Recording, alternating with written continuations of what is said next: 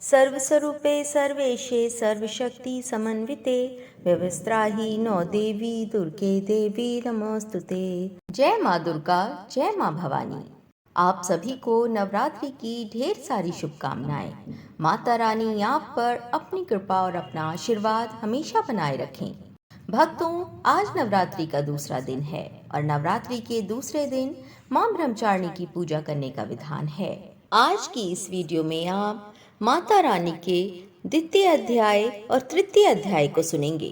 तो आइए देर न करते हुए पाठ का प्रारंभ करते हैं।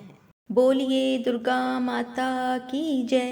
द्वितीय अध्याय, देवताओं के तेज से देवी का प्रादुर्भाव और महिषासुर की सेना का वध। ओम। मध्यम चरित्र के विष्णु ऋषि, महालक्ष्मी देवता, उष्णी छंद, शाकंभरी शक्ति, दुर्गा बीज, वायु तत्व और यजुर्वेद स्वरूप हैं। श्री महालक्ष्मी की प्रसन्नता के लिए मध्यम चरित्र के पाठ में इसका विनियोग है। मैं कमल के आसन पर बैठी हुई प्रसन्न मुख वाली महिषासुर मर्दिनी भगवती महालक्ष्मी का भजन करती हूँ, जो अपने हाथों में अक्षमाला, फरसा, गदा, बाण, वज्र, पद, धनुष, कुंडिका, दंड, शक्ति, खड्ग, ढाल, शंख, घंटा, मधुपात्र, शूल, पाश और चक्र धारण करती हैं। ऋषि कहते हैं, पूर्व काल में देवताओं और असुरों में पूरे 100 वर्षों तक घोर संग्राम हुआ था। उसमें असुरों का स्वामी महिषासुर था और देवताओं के नायक इंद्र थे। उस युद्ध में देवताओं की सेना महाबली असुरों से परास्त हो गई। संपूर्ण देवताओं को जीतकर महिषासुर इंद्र बन बैठा। तब पराजित देवता प्रजापति ब्रह्मा जी को आगे करके उस स्थान पर गए जहां भगवान शंकर और विष्णु भगवान विराजमान थे। देवताओं ने महिषासुर के पराक्रम तथा अपनी पराजय का यथावत वृत्तांत उन दोनों देवेश्वरों से विस्तार पूर्वक कह सुनाया।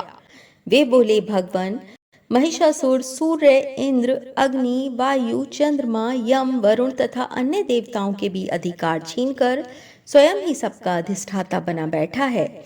उस दुरात्मा महिष ने समस्त देवताओं को स्वर्ग से निकाल दिया है। अब वे मनुष्यों की भांति पृथ्वी पर विचरते हैं। दैत्यों की ये सारी करतूत हमने आप लोगों से कह सुनाई। अब हम आपकी ही शरण में आए हैं, उसके वध का कोई उपाय सोचिए। इस प्रकार देवताओं के वचन सुनकर भगवान विष्णु और शिव ने दैत्यों पर बड़ा क्रोध किया। उनकी भौहें तन गईं और मुंह टेढ़ा हो गया। तब अत्यंत क्रोध में भरे हुए चक्रपाणी श्री विष्णु के मुख से एक महान तेज प्रकट हुआ। इसी प्रकार ब्रह्मा, शंकर तथा इंद्र आदि अन्य देवताओं के शरीर से भी बड़ा भारी तेज निकला। वह सब मिलकर एक हो गया। महान तेज का वह पुंज ज्वलयमान पर्वत सा जान पड़ा। देवताओं ने देखा, वहां उसकी ज्वालाएं संपूर्ण दिशाओं में व्याप्त हो रही थीं। संपूर्ण देवताओं के शरीर से प्रकट हुए उस तेज की कहीं भी तुलना नहीं थी।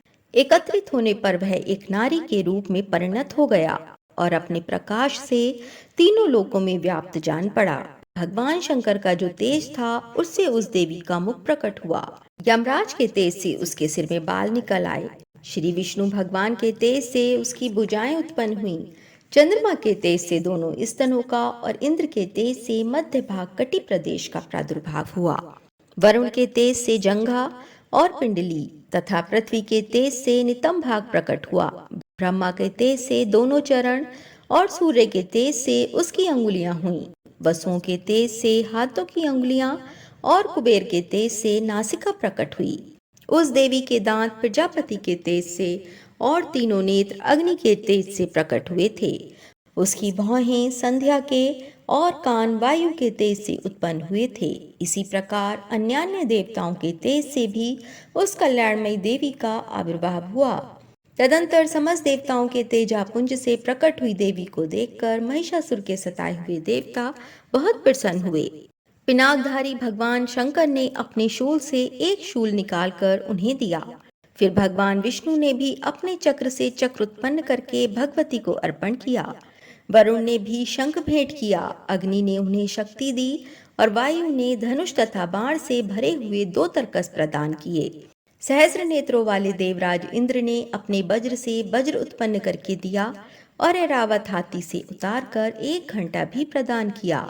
यमराज ने काल दंड से दंड, वरुण ने पाश, प्रजापति ने स्फटिकाक्ष की माला तथा ब्रह्मा जी ने कमंडलू भेंट किया।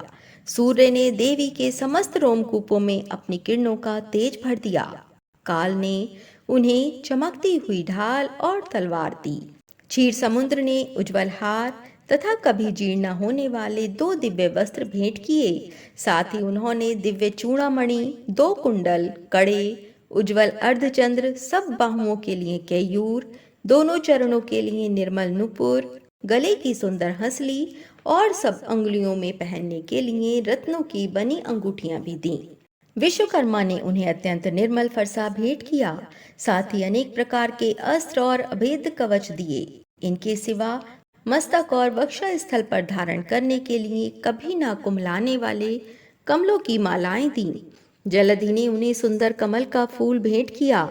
हिमालय ने सवारी के लिए सिंह तथा भांति भांति के रत्न समर्पित किए। धनाध्यक्ष कुबेर ने मधु से भरा पान पात्र दिया तथा संपूर्ण नागों के राजा शेष ने, जो इस पृथ्वी को धारण करते हैं, उन्हें बहुमूल्य मणियों से विभूषित नागहार भेंट दिया।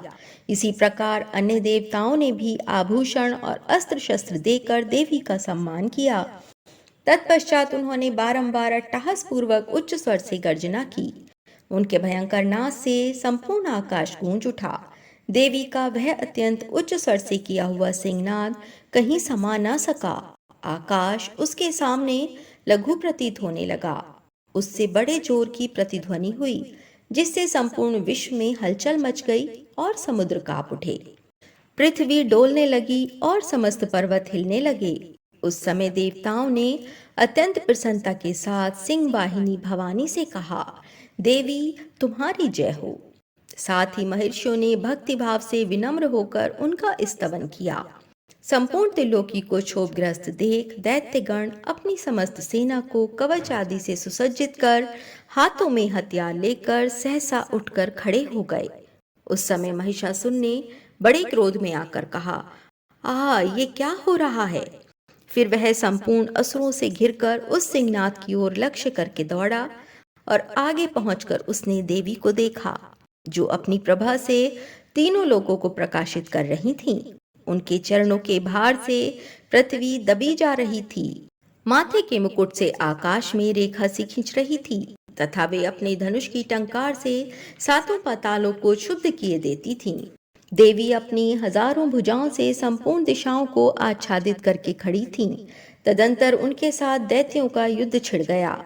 नाना प्रकार के अस्त्र शस्त्रों के प्रहार से संपूर्ण दिशाएं उदासित होने लगीं। चिक्षुर नामक महान असुर महिषासुर का सेना नायक था। वह देवी के साथ युद्ध करने लगा। अन्य दैत्यों की चतुरंगणी सेना साथ लेकर चामर भी लड़ने लगा। 60,000 रथियों के साथ आकर उदग्र नामक महादैत्य ने लोहा लिया। 1 करोड़ रथियों को साथ लेकर महाहनु नामक दैत्य युद्ध करने लगा, जिसके रोएं तलवार के समान तीखे थे। वह असिलोमा नाम का महादैत्य 5 करोड़ रथी सैनिकों सहित युद्ध में आ डटा। 60 लाख रथियों से घिरा हुआ वाशकल नामक दैत्य भी उस युद्ध भूमि में लड़ने लगा। परिवारित नामक राक्षस हाथी पर सवार और घुड़सवारों के अनेक दलों तथा 1 करोड़ रथियों की सेना लेकर युद्ध करने लगा। बिडाल नामक दैत्य 5 अरब रथियों से गिरकर लोहा लेने लगा। इनके अतिरिक्त और भी हजारों महादैत्य रथ, हाथी और घोड़ों की सेना साथ लेकर वहां देवी के साथ युद्ध करने लगे। स्वयं महिषासुर उस रणभूमि में कोटि कोटि सहस्र रथ, हाथी और घोड़ों की सेना से घिरा हुआ खड़ा था। वे दैत्य देवी के साथ तोमर, भिंदीपाल, शक्ति, मूसल, खड्ग, परशु और पट्टिशादी अस्त्र शस्त्रों का प्रहार करते हुए युद्ध कर रहे थे। कुछ दैत्यों ने उन पर शक्ति का प्रहार किया, कुछ लोगों ने पाश फेंके तथा कुछ दूसरे दैत्यों ने खड्ग प्रहार करके देवी को मार डालने का उद्योग किया। देवी ने भी क्रोध में भरकर खेल खेल में ही अपने अस्त्र शस्त्रों की वर्षा करके दैत्यों के वे समस्त अस्त्र शस्त्र काट डाले। उनके मुख पर परिश्रम या थकावट का रंच मात्र भी चिन्ह नहीं था। देवता और ऋषि उनकी स्तुति करते थे और वे भगवती परमेश्वरी दैत्यों के शरीरों पर अस्त्र शस्त्रों की वर्षा करती रहीं। देवी का वाहन सिंह भी क्रोध में भरकर गर्दन के बालों को हिलाता हुआ असुरों की सेना में इस प्रकार विचरने लगा, मानो वनों में दावानल फैल रहा हो। रणभूमि में दैत्यों के साथ युद्ध करती हुई अंबिका ने जितने निश्वास छोड़े वे सभी तत्काल सैकड़ों हजारों गणों के रूप में प्रकट हो गए और परशु, भिंतीपाल, खड्ग तथा पट्टे आदि अस्त्रों द्वारा असुरों का सामना करने लगे। देवी की शक्ति से बड़े हुए वे गण असुरों का नाश करते हुए नगाड़ा और शंख आदि बाजे बजाने लगे। उस संग्राम महोत्सव में कितने ही गण मृदंग बजा रहे थे। तदंतर देवी ने त्रिशूल से, गदा से, शस्त्रों की वर्षा से और खड्ग आदि से सैकड़ों महादैत्यों का संहार कर डाला। कितनों को घंटे के भयंकर नाद से मूर्छित करके मार गिराया। बहुतेरे दैत्यों को पाश से बांधकर धरती पर घसीटा। कितने ही दैत्य उनकी तीखी तलवार की मार से दो दो टुकड़े हो गए। कितने ही गदा की चोट से घायल हो धरती पर सो गए। कितने ही मूसल की मार से अत्यंत आहत होकर रक्त वमन करने लगे। कुछ दैत्य शूल से छाती फट जाने के कारण पृथ्वी पर ढेर हो गए। उस रणांगण में वार समूहों की वृष्टि से कितने ही असुरों की कमर टूट गई। बाज की तरह झपटने वाले देव पीड़क दैत्यगण अपने प्राणों से हाथ धोने लगे। किन्हीं की बाहें छिन्न भिन्न हो गईं, कितनों की गर्दनें कट गईं, कितने ही दैत्यों के मस्तक कट कट कर गिरने लगे। कुछ लोगों के शरीर मध्य भाग में ही विदीर्ण हो गए। कितने ही महादैत्य जांघें कट जाने से पृथ्वी पर गिर पड़े। कितनों को ही देवी ने एक बाह, एक पैर और एक नेत्र वाले करके दो टुकड़ों में चीर डाला। कितने ही दैत्य मस्तक कट जाने पर भी गिरकर फिर उठ जाते और केवल धड़ के रूप में ही अच्छे अच्छे हथियार हाथ में ले देवी के साथ युद्ध करने लगते थे। दूसरे कबंध युद्ध के बाजों की लय पर नाचते थे। कितने ही बिना सिर के धड़ हाथों में खड्ग शक्ति और रिष्टि लिए दौड़ते थे तथा दूसरे दूसरे महादैत्य ठहरो ठहरो ये कहते हुए देवी को युद्ध के लिए ललकारते थे। जहां वह घोर संग्राम हुआ था वहां की धरती देवी के गिराए हुए रथ, हाथी, घोड़े और असुरों की लाशों से ऐसी पट गई थी कि वहां चलना फिरना असंभव हो गया था। दैत्यों की सेना में हाथी, घोड़े और असुरों के शरीरों से इतनी अधिक मात्रा में रक्तपात हुआ था कि थोड़ी ही देर में वहां खून की बड़ी बड़ी नदियां बहने लगीं। जगदम्बा ने असुरों की विशाल सेना को क्षण भर में ही नष्ट कर दिया। ठीक उसी तरह जैसे तृण और काठ के भारी ढेर को आग कुछ ही क्षणों में भस्म कर देती है और वह सिंह भी गर्दन के बालों को हिला हिलाकर जोर जोर से गर्जना करता हुआ दैत्यों के शरीरों से मानो उनके प्राण चुने लेता था, वहां देवी के गणों ने भी उन महादैत्यों के साथ ऐसा युद्ध किया जिससे आकाश में खड़े हुए देवतागण उन पर बहुत संतुष्ट हुए और फूल बरसाने लगे। इस प्रकार श्री मार्कंडेय पुराण में सार्वणिक मनवंतर की कथा के अंतर्गत देवी महात्म्य में महिषासुर की सेना का वध नामक दूसरा अध्याय पूरा हुआ। बोलिए दुर्गा माता की जय, सप्तशती माता की जय। तृतीय अध्याय सेनापतियों सहित महिषासुर का वध। जगदम्बा के श्री अंगों की कांति उदय काल के सहस्रों सूर्यों के समान है। वे लाल रंग की रेशमी साड़ी पहने हुए हैं। उनके गले में मुंडमाला शोभा पा रही है। दोनों स्तनों पर रक्तचंदन का लेप लगा है। वे अपने कर कमलों में जप मालिका, विद्या और अभय तथा वर नामक मुद्राएं धारण किए हुए हैं। 3 नेत्रों से सुशोभित मुखारविंद की बड़ी शोभा हो रही है। उनके मस्तक पर चंद्रमा के साथ ही रत्नमय मुकुट बंधा है तथा वे कमल के आसन पर विराजमान हैं। ऐसी देवी को मैं भक्ति पूर्वक प्रणाम करती हूँ। ऋषि कहते हैं, दैत्यों की सेना को इस प्रकार तहस नहस होते देख महादैत्य सेनापति चिक्षुर क्रोध में भरकर अंबिका देवी से युद्ध करने के लिए आगे बढ़ा। वह असुर रणभूमि में देवी के ऊपर इस प्रकार बाणों की वर्षा करने लगा जैसे बादल मेरुगिरी के शिखर पर पानी की धार बरसा रहा हो। तब देवी ने अपने बाणों से उसके बाण समूह को अनायास ही काटकर उसके घोड़ों और सारथी को भी मार डाला। साथ ही उसके धनुष तथा अत्यंत ऊंची ध्वजा को भी तत्काल काट गिराया। धनुष कट जाने पर उसके अंगों को अपने बाणों से बींध डाला। धनुष, रथ, घोड़े और सारथी के नष्ट हो जाने पर वह असुर ढाल और तलवार लेकर देवी की ओर दौड़ा। उसने तीखी धार वाली तलवार से सिंह के मस्तक पर चोट करके देवी की भी बाईं भुजा में बड़े वेग से प्रहार किया। राजन, देवी की बाह पर पहुंचते ही वह तलवार टूट गई। फिर तो क्रोध से लाल आंखें करके उस राक्षस ने शूल हाथ में लिया और उसे उस महादैत्य ने भगवती भद्रकाली के ऊपर चलाया। वह शूल आकाश से गिरते हुए सूर्यमंडल की भांति अपने तेज से प्रज्वलित हो उठा। उस शूल को अपनी ओर आते देख देवी ने भी शूल का प्रहार किया। उससे राक्षस के शूल के सैकड़ों टुकड़े हो गए। साथ ही महादैत्य चिक्षुर की भी धज्जियां उड़ गईं। महिषासुर के सेनापति उस महापराक्रमी चिक्षुर के मारे जाने पर देवताओं को पीड़ा देने वाला चामर हाथी पर चढ़कर आया। उसने भी देवी के ऊपर शक्ति का प्रहार किया, किंतु जगदम्बा ने उसे अपने हुंकार से ही आहत एवं निष्प्रभ करके तत्काल पृथ्वी पर गिरा दिया। शक्ति टूटकर गिरी हुई देख चामर को बड़ा क्रोध हुआ। अब उसने शूल चलाया, किंतु देवी ने उसे भी अपने बाणों द्वारा काट डाला।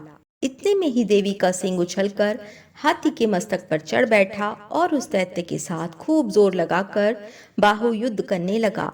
वे दोनों लड़ते लड़ते हाथी से पृथ्वी पर आ गए और अत्यंत क्रोध में भरकर एक दूसरे पर बड़े भयंकर प्रहार करते हुए लड़ने लगे। तदंतर सिंह बड़े वेग से आकाश की ओर उछला और उधर से गिरते समय उसने पंजों की मार से चामर का सिर धड़ से अलग कर दिया। इसी प्रकार उदग्र भी शिला और वृक्ष आदि की मार खाकर रणभूमि में देवी के हाथ से मारा गया तथा कराल भी दांतों, मुक्कों और थप्पड़ों की चोट से धराशायी हो गया। क्रोध में भरी हुई देवी ने गदा की चोट से उद्दत का कचूमर निकाल डाला, भिंदीपाल से वाशकल को तथा बाणों से ताम्र और अंधक को मौत के घाट उतार दिया। 3 नेत्रों वाली परमेश्वरी ने त्रिशूल से उग्रास्य, उग्रवीर्य तथा महाहनु नामक दैत्यों को मार डाला। तलवार की चोट से बिडाल के मस्तक को धड़ से काट गिराया। दुर्धर और दुर्मुख इन दोनों को भी अपने बाणों से यमलोक भेज दिया। इस प्रकार अपनी सेना का संहार होता देख महिषासुर ने भैंसे का रूप धारण करके देवी के गणों को त्रास देना आरंभ किया। किन्हीं को थूथून से मारकर, किन्हीं के ऊपर खुरों का प्रहार करके, किन्हीं को पूंछ से चोट पहुंचाकर, कुछ को सींगों से विदीर्ण करके, कुछ गणों को वेग से, किन्हीं को सिंहनाद से, कुछ को चक्कर देकर और कितनों को निश्वास वायु के झोंके से धराशायी कर दिया। इस प्रकार गणों की सेना को गिराकर वह असुर महादेवी के सिंह को मारने के लिए झपटा। इससे जगदम्बा को बड़ा क्रोध हुआ। उधर महापराक्रमी महिषासुर भी क्रोध में भरकर धरती को खुरों से खोदने लगा तथा अपने सींगों से ऊंचे ऊंचे पर्वतों को उठाकर फेंकने और गर्जने लगा। उसके वेग से चक्कर देने के कारण पृथ्वी क्षुब्ध होकर फटने लगी। उसकी पूंछ से टकराकर समुद्र सब ओर से धरती को डुबोने लगा। हिलते हुए सिंगों के आघात से विदीर्ण होकर बादलों के टुकड़े टुकड़े हो गए। उसके श्वास की प्रचंड वायु के वेग से उड़े हुए सैकड़ों पर्वत आकाश से गिरने लगे। इस प्रकार क्रोध में भरे हुए उस महादैत्य को अपनी ओर आते देख चंडिका ने उसका वध करने के लिए महान क्रोध किया। उन्होंने पाश फेंक कर उस महान असुर को बांध लिया। उस महासंग्राम में बन जाने पर उसने भैंसे का रूप त्याग दिया और तत्काल सिंह के रूप में वह प्रकट हो गया। उस अवस्था में जगदम्बा ज्यों ही उसका मस्तक काटने के लिए उद्यत हुई, त्यों ही वह खड्गधारी पुरुष के रूप में दिखाई देने लगा। तब देवी ने तुरंत ही बाणों की वर्षा करके ढाल और तलवार के साथ उस पुरुष को भी बींध डाला। इतने में ही वह महान गजराज के रूप में परिणत हो गया तथा अपनी सूंड से देवी के विशाल सिंह को खींचने और गर्जने लगा। खींचते समय देवी ने तलवार से उसकी सूंड काट डाली। तब उस महादैत्य ने पुनः भैंसे का शरीर धारण कर लिया और पहले की ही भांति चराचर प्राणियों सहित तीनों लोगों को व्याकुल करने लगा। तब क्रोध में भरी हुई जगन माता चंडिका बारंबार उत्तम मधु का पान करने और लाल आंखें करके हंसने लगी। उधर वह बल और पराक्रम के मद से उन्मत्त हुआ राक्षस गर्जने लगा और अपने सींगों से चंडी के ऊपर पर्वतों को फेंकने लगा। उस समय देवी अपने बाणों के समूहों से उसके फेंके हुए पर्वतों को चूर्ण करती हुई बोली। बोलते समय उनका मुख मधु के मद से लाल हो रहा था और बाणी लड़खड़ा रही थी। देवी ने कहा, ओ मूढ़, जब तक मैं मधु पीती हूँ तब तक तू क्षण भर के लिए खूब गर्ज ले। मेरे हाथ से यहीं तेरी मृत्यु हो जाने पर अब शीघ्र ही देवता भी गर्जना करेंगे। ऋषि कहते हैं, यों कहकर देवी उछली और उस महादैत्य के ऊपर चढ़ गईं। फिर अपने पैर से उसे दबाकर उन्होंने शूल से उसके कंठ में आघात किया उनके पैर से दबा होने पर भी महिषासुर अपने मुख से दूसरे रूप में बाहर आने लगा। अभी आधे शरीर से ही वह बाहर निकलने पाया था कि देवी ने अपने प्रभाव से उसे रोक दिया। आधा निकला होने पर भी वह महादैत्य देवी से युद्ध करने लगा। तब देवी ने बहुत बड़ी तलवार से उसका मस्तक काट गिराया। फिर तो हाहाकार करती हुई दैत्यों की सारी सेना भाग गई तथा संपूर्ण देवता अत्यंत प्रसन्न हो उठे। देवताओं ने दिव्य महर्षियों के साथ दुर्गा देवी का स्तवन किया। गंधर्वराज गाने लगे तथा अप्सराएं नृत्य करने लगीं। इस प्रकार श्री मार्कंडेय पुराण में सार्वणिक मनवंतर की कथा के अंतर्गत देवी महात्म्य में महिषासुरवध नामक तीसरा अध्याय पूरा हुआ। बोलिए दुर्गा माता की जय। अष्टभुजी कष्टहरणी संकटहरणी अम्बे मां नारायणी माता की जय। अगर आपको हमारी वीडियो की जानकारी अच्छी लगी हो तो ऐसी ही अन्य जानकारी के लिए आप चैनल को अवश्य सब्सक्राइब कर लें और अगर आपको वीडियो अच्छी लगी हो तो एक लाइक अवश्य करें और कमेंट में जय माता दी जरूर लिखें।